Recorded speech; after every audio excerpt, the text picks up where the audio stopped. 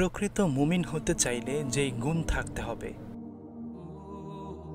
বিখ্যাত সাহাবী হযরত আবু মুসা আশআরী রাদিয়াল্লাহু তাআলা আনহু থেকে বর্ণিত, তিনি বলেন, সাহাবায়ে কিরাম জিজ্ঞেস করলেন, ইয়া রাসূলুল্লাহ, ইসলামে কোন কাজটি উত্তম? রাসূল সাল্লাল্লাহু আলাইহি ওয়াসাল্লাম বললেন, যার জিহ্বা ও হাত থেকে মুসলিমগণ নিরাপদে থাকে। এই হাদিসে রাসূল সাল্লাল্লাহু আলাইহি ওয়াসাল্লাম মুসলিম ব্যক্তির পরিচয় দিতে গিয়ে তার অন্যতম প্রধান একটি বৈশিষ্ট্যের কথা উল্লেখ করেছেন, আর তা হচ্ছে নিজের জিহ্বা ও হাত দিয়ে অন্য কোনো মুসলিমকে কষ্ট না দেওয়া। অন্যকে কষ্ট না দেওয়া একজন পরিপূর্ণ ও উৎকৃষ্ট মুসলিমের গুণ।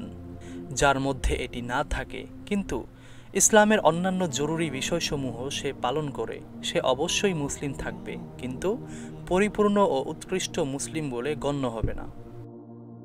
জিহ্বা দিয়ে কষ্ট না দেওয়ার ব্যাখ্যা, অর্থাৎ জিহ্বা ও হাত দিয়ে কাউকে কষ্ট না দেওয়া শ্রেষ্ঠ মুসলিমের গুণ। বোঝা গেল, এই গুণ কোনো মুসলিমের মধ্যে না থাকলে সেই ব্যক্তি মুসলিম থাকবে বটে, কিন্তু শ্রেষ্ঠ মুসলিম বলে গণ্য হবে না। যার জিহ্বা থেকে মুসলিমগণ নিরাপদে থাকে, অর্থাৎ সে তার জিহ্বা দিয়ে তাদেরকে কোনো রকম কষ্ট দেয় না, সে তাদেরকে গালি দেয় না, অভিশাপ দেয় না, গীবত করে না, চুগলখড়ি করে না, ঝগড়া ফাসাদে উস্কানি দেয় না।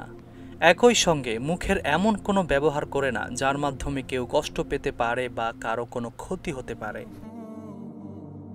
উল্লেখ্য, যখন থেকে লেখা ও কলমের ব্যবহার শুরু হয়েছে তখন থেকে এই মাধ্যমটিও জিহ্বার বিকল্প গণ্য হয়ে আসছে।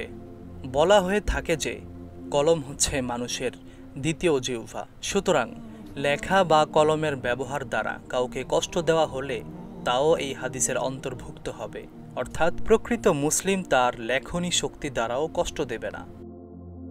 হাত দিয়ে কষ্ট না দেওয়ার ব্যাখ্যা, হাদিসে জিহ্বার পাশাপাশি হাত দিয়ে কষ্ট না দেওয়ার কথা বলা হয়েছে, অর্থাৎ প্রকৃত মুসলিমের হাত থেকে অন্য মুসলিম নিরাপদে থাকবে।